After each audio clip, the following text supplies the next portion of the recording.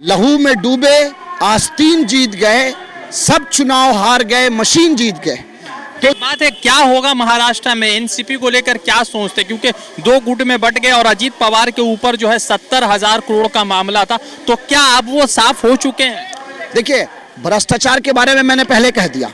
अभी रहा बात एनसीपी के बारे में, तो मुझे ये पूरा उम्मीद है कि हमारे एनसीपी के जो बड़े लीडर हैं शरद पवार जी, उनके अंदर ये बुद्धि है और सलाहियत है कि इन चीजों को वो जरूर ठीक ठाक कर लेंगे। पार्टी तो दो हिस्सों में बट गई ना, 53 में से 40 उधर चले गए, 13 इस तरफ रह गए। देखिए, ये कई बार ऐसा तोड़ने का कोशिश किया, इससे पहले आरजेडी को भी तोड़ने का कोशिश किया गया था, लेकिन वापस आरजेडी सत्ता में आता है इस बीजेपी को धूल चटा करके, तो ऐसा कुछ जरूर होगा। चूंकि एनसीपी को जो वोट मिला वो भाजपा से अलग होकर वोट मिला और एनसीपी के उन्हीं एमएलएस को तोड़ करके भाजपा अपने साथ सरकार में लेकर चलना चाहती है। तो ये भाजपा का तो सपोर्ट नहीं था, एनसीपी को सपोर्ट था। लालच दे करके, डरा करके, जो जिनको आप कल करप्ट कह रहे थे वही अजीत पवार को आज आपका वो साथी बन गया। ये कैसे मुमकिन होता है? ये सिर्फ अपना सत्ता को बचाने के लिए और अपने शाख को बचाने के लिए, उस बात को बचाने के लिए कि मोदी है तो मुमकिन है और मोदी के सामने कोई नहीं। एक वीडियो वायरल हो रहा है, जो भाजपा का युवा कार्यकर्ता एक आदमी पे, एक दलित पे पेशाब कर रहा है। क्या दुनिया के सामने क्या मैसेज देना चाहते हैं? आप ये कह रहे हैं कि आप विश्व गुरु बनना चाह रहे हैं, देश को विकसित करेंगे, डिजिटल इंडिया की बात करते हैं, और आपके लोग, आपका कार्यकर्ता, एक यूथ का विंग का एक इंपॉर्टेंट कार्यकर्ता एक दलित पे पेशाब करता है। कहाँ ये आंख बंद करके रखे कि जो सत्ताधारी पार्टी जो आज दिल्ली के मसनद पे बैठे हुए हैं, जिनके हाथ खून से रंगे हुए हैं, लहू में डूबे आस्तीन जीत गए, सब चुनाव हार गए, मशीन जीत गए। तो जो खुद ऐसे मामले में डूबे हुए हैं जिनको अमेरिका का वीजा नहीं मिला हुआ था, उनके बात को बहुत ज्यादा तवज्जो देने की जरूरत नहीं। लेकिन हाँ, ये बात सच है कि उनके यहाँ करप्ट लोग जाकर के ठीक ठाक हो जाते हैं। वो वॉशिंग मशीन बीजेपी है। मगर देश 2014 के बाद से जिस उम्मीद के साथ नरेंद्र मोदी को प्रधानमंत्री बनाया गया था, वो हर उम्मीद पर नाकारा साबित हुए हैं।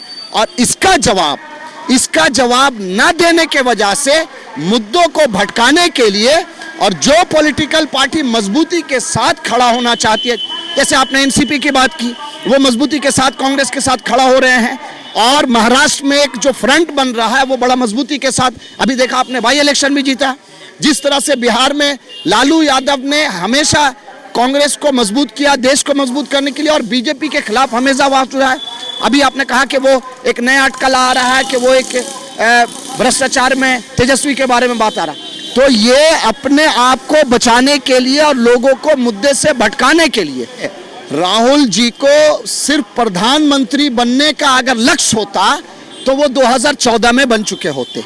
लेकिन गांधी परिवार ने कभी सत्ता के लिए राजनीति नहीं किया, लोगों की खिदमत के लिए, आम लोगों की आवाज बनने के लिए। जहां तक बात है राहुल गांधी की लोकप्रियता और उनका चाहत, तो उनका चाहत उनके मेहनत से बना है, उनके संघर्ष से बना है। बार बार हार का मुंह देखने के बावजूद भी एक कदम पीछे नहीं हटे। उनको सदस्यता से उनका रद्द कर दिया जाता है, घर ले लिया जाता है, उसके बाद भी 1 इंच पीछे नहीं हटे और सवाल किया कि 20,000 करोड़ किसका है। इसका जवाब पूरी भाजपा तंत्र नहीं दे पाई। तो रही बात प्रधानमंत्री कैंडिडेट के लिए, तो राहुल जी एक ऐसा चेहरा है, पढ़े लिखे लोग हैं, जिन्होंने जमीन से जुड़कर लोगों की समस्याओं को समझकर इस देश में अपनी बात को रख रहे हैं। और मुल्क के लोग आज ये कहने पे मजबूर हैं, प्यार से ये कह रहे हैं कि आने वाले दिनों में अगर इस मुल्क को कोई संभाल सकता है तो राहुल गांधी संभाल सकते हैं। पूरे देश भर में ये माहौल चल रहा है कि 2024 में किसकी सरकार बनेगी। प्रधानमंत्री नरेंद्र मोदी लगातार ये कहते हैं कि हम जो है भ्रष्टाचार के खिलाफ है। जब वो सत्ता में होते हैं तो लगातार जो है आपने देखा होगा कि कभी अजीत पवार के खिलाफ बोलते हैं तो कभी दूसरे लोगों के खिलाफ। महाराष्ट्र में जिस तरह से लगातार जो है सरकार का फेरबदल चल रहा है, एनसीपी जो है 2 भागों में बट गई, तो सवाल महत्वपूर्ण ये है है कि प्रधानमंत्री नरेंद्र मोदी पहले ये कहते थे कि अजीत पवार भ्रष्टाचारी है, मगर जैसे जो है उन्होंने जो है भाजपा का हाथ थाम लिया तो क्या वो भ्रष्टाचार से मुक्त हो गए? कई तरह के सवाल है, क्योंकि लगातार जो है अजीत पवार पर 70,000 करोड़ रुपए का जो है मनी लॉन्ड्रिंग का एक मामला है और मनी लॉन्ड्रिंग का मामला चल रहा है। और उसी बीच जो है महाराष्ट्र से अपडेट आ रहा है और एक अपडेट ये भी है कि क्या बिहार में सरकार टूट जाएगी, क्योंकि तेजस्वी यादव का जो है एक मतलब के लैंड फॉर जॉब स्कीम में जो है उसका नाम आया और जिसको लेकर अटकलें शुरू हो गई कि क्या फिर से भाजपा और नीतीश का गठबंधन आएगा। शादाब जी है कांग्रेस से। शादाब जी, प्रधानमंत्री नरेंद्र मोदी पहले कहते थे कि हम भ्रष्टाचार के खिलाफ है और अजीत पवार जिसके ऊपर 70,000 करोड़ का मामला था वो अब भाजपा में चले गए, तो क्या वो अब भ्रष्टाचारी है कि नहीं?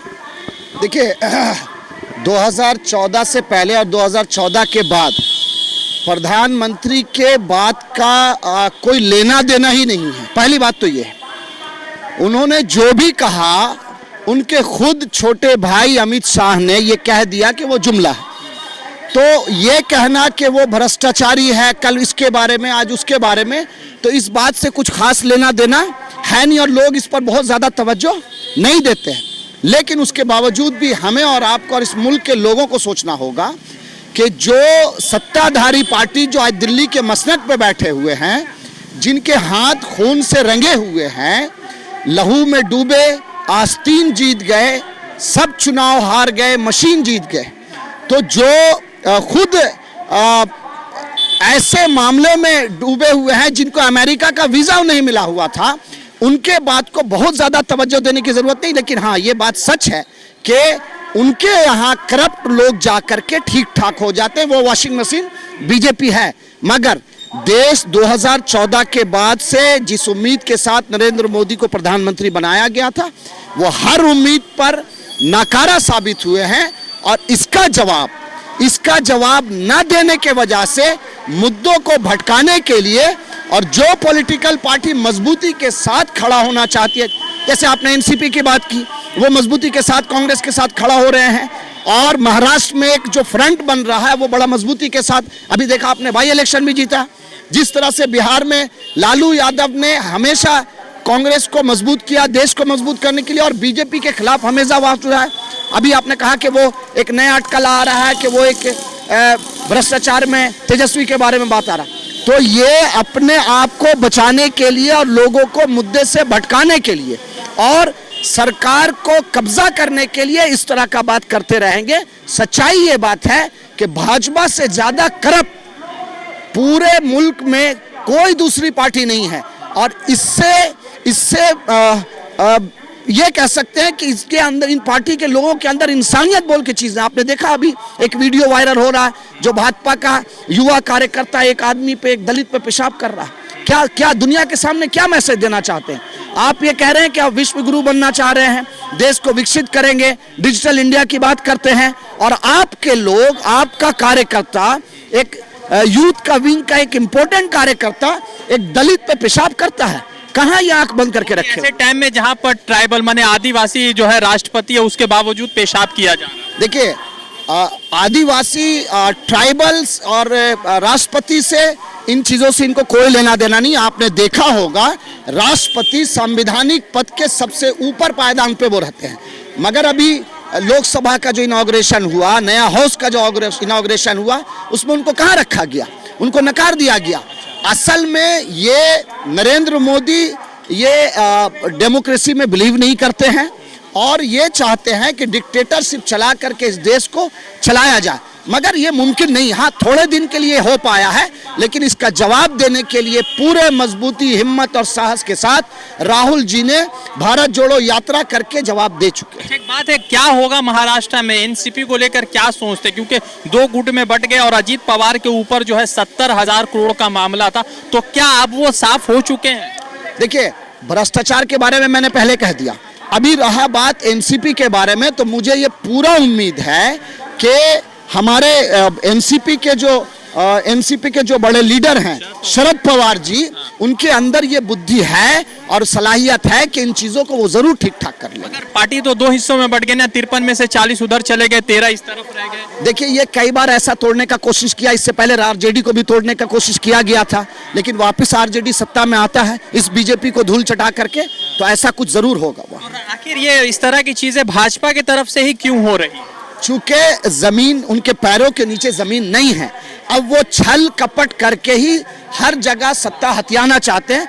कर्नाटका में जिस तरह की हार लोगों ने उनको दिखाया है, अब वो डरे हुए हैं और ये साबित करना चाह रहे हैं मुल्क के लोगों के सामने कि आज भी भाजपा का वर्चस्व और भाजपा की तरफ सपोर्टर है, लेकिन ये सच्चाई नहीं है।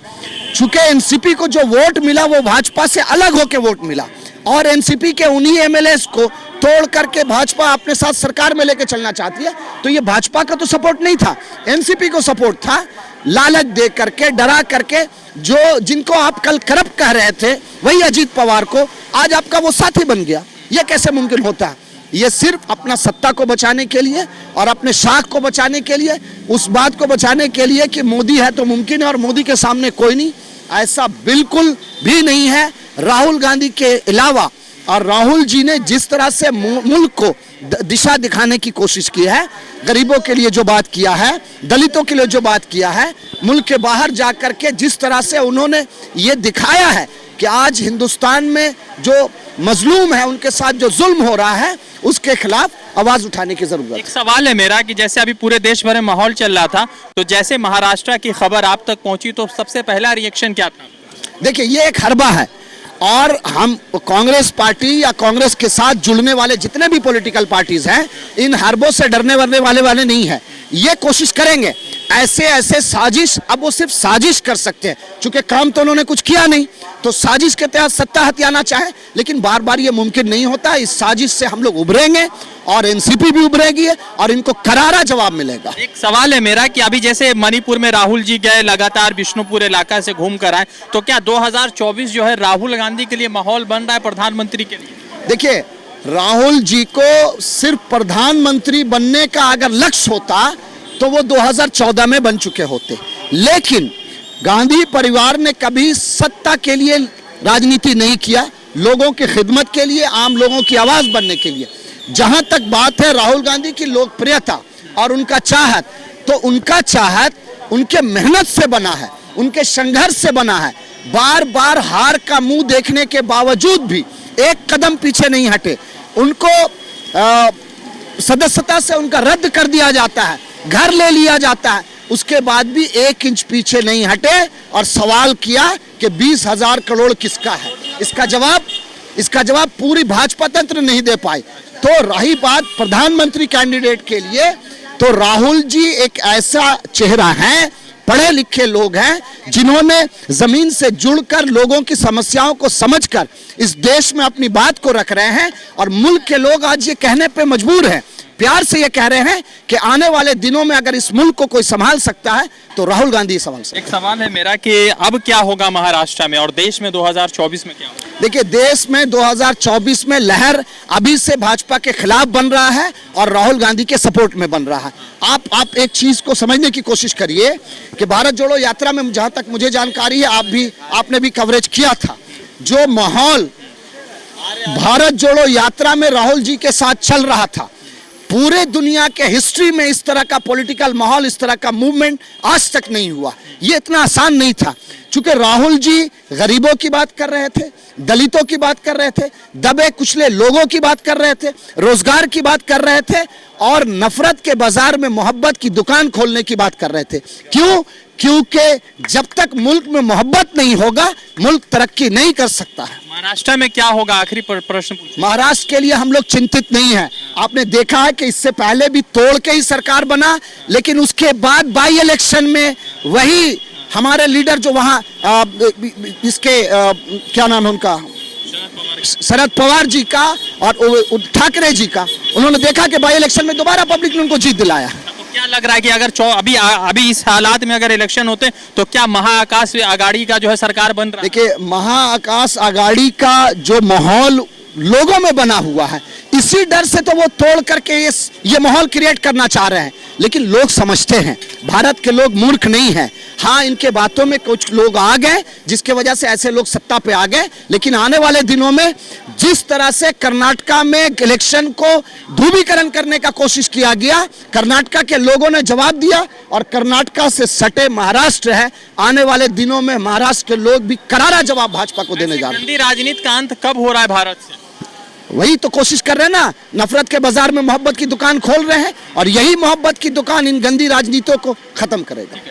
तो पूरे देश भर का अभी माहौल ये है कि अभी जिस तरह से अलग अलग राज्यों में पार्टी तोड़ने की बात चली है, महाराष्ट्र में जिस तरह से एनसीपी 2 भागों में बट गई, तो कुछ बड़े बुद्धिजीवियों का कहना यह है कि शरद पवार की ही साजिश है, फिर से जो 70,000 करोड़ का अजीत पवार के ऊपर जो मामला दर्ज है उसको खत्म करवाने की बात चली। तो दूसरा महत्वपूर्ण चीज ये है कि आखिर जब सरकार बनी हुई है भाजपा की, तो फिर पार्टियां क्यों तोड़ी जा रही है और 2024 में क्या कुछ हो रहा है, इन तमाम विषय पर बातचीत कर रहे थे लोगों से। और आपने देखा कि 2024 और फिर महाराष्ट्र इलेक्शन और उसके बाद एनसीपी का ये तमाम तरह की चीजें। मगर एक बड़ा महत्वपूर्ण चीज है कि जब भाजपा के खिलाफ कोई व्यक्ति होता है तो उन पर भ्रष्टाचार के काफी सारे आरोप लगते हैं, मगर जैसे ही भ्रष्टाचार का आरोप जो है जिन लोगों पर लगता है और वो भाजपा के पक्ष में हो जाते हैं, तो सारे आरोप उनके ऊपर खत्म हो जाते हैं। रजा अंसारी की रिपोर्ट, द इंडियन खबर के लिए।